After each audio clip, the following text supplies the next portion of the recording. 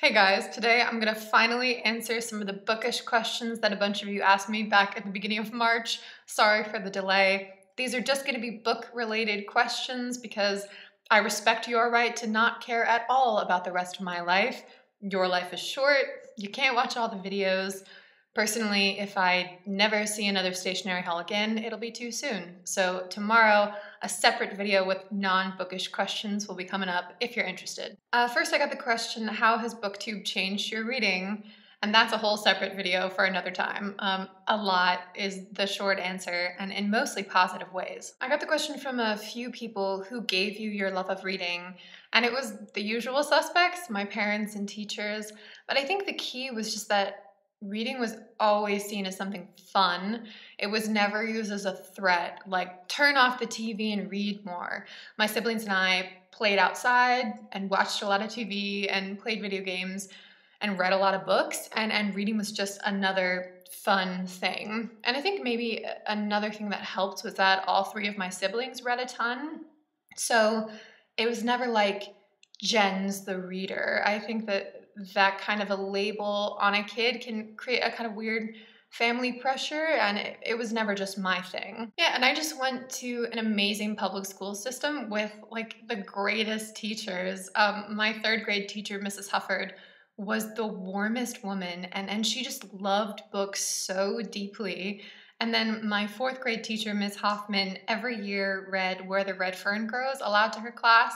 So, picture all these like 9 to 10-year-olds who normally can't shut up, sitting there with nothing in common with this story, this scrappy country boy with his hounds in the Ozarks, completely silent, like spellbound from her voice and her passion.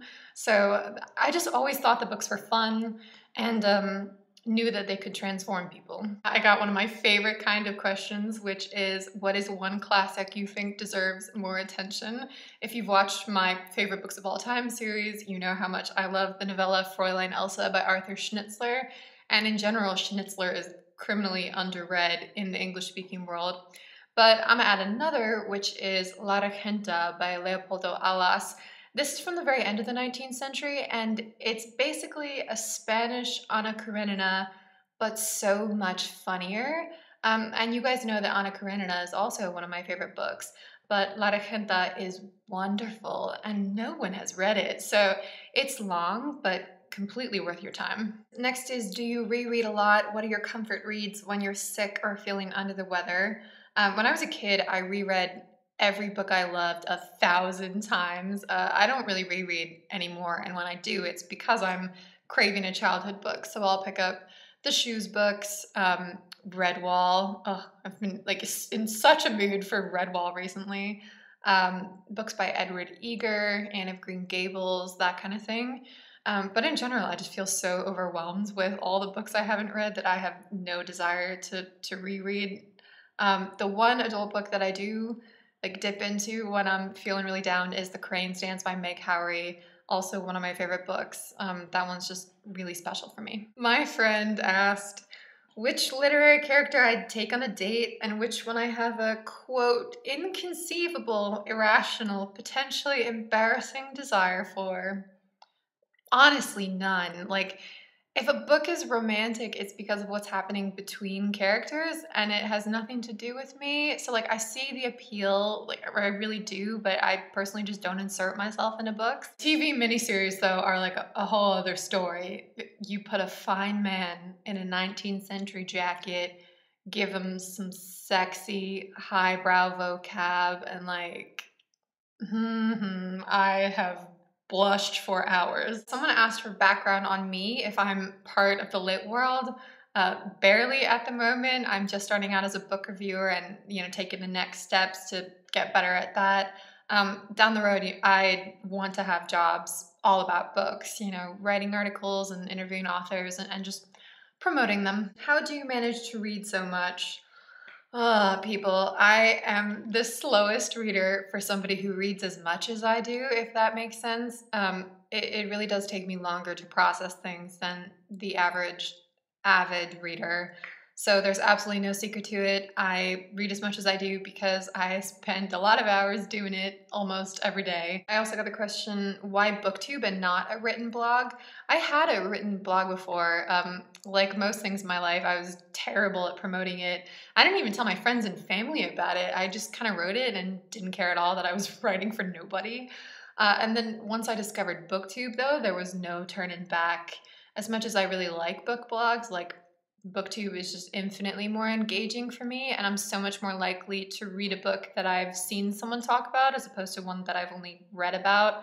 And I think part of that is the consumerist aspect, honestly, having people with these gorgeous personal libraries behind them and holding up these shiny objects, and you add that with an intelligent person's commentary, and it's like, ooh, I need that in my life. Someone asked me how I stay up to date with the bookish world and what's being published, mostly through booktube at the moment, although since I made a Twitter, that's been super useful to follow publishers and writers and reviewers and see what they're talking about.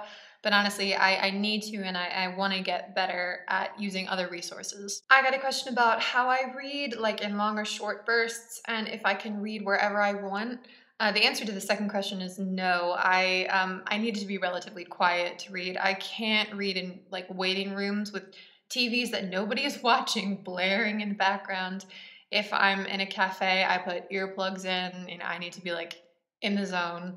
And for the first thing about long or short bursts is how I read. I take a break after almost every chapter, like just a 1 minute thing, pause, refresh, reset, go back in. Someone wanted to know whether or not I find it easy to remember what I read. Before BookTube, no, not at all. I forgot most of what I read. Now I find that talking about books helps them stay with me so much more than they did before. And the last bookish question comes from my colleague who lovingly trolls me and asked where I draw the line between a review and a critique. I've been thinking about this a lot because the first written book review I turned in back in February got heavy editing because it was just a critique. I criticized that book without trying to give readers a good understanding of its structure or goals. And obviously, even with a straight up critique, you need to address what a book is trying to achieve before you examine how it fails. But another element is that with a written book review, the book needs to be the central figure, not the individual reviewer, which isn't always easy for me. That's it. Let me know if you guys have any other bookish questions, and I'll see some of you tomorrow for a video with questions about the rest of my life. So if you've been curious about why I live in Russia, answers coming tomorrow. Bye guys. Thanks for watching.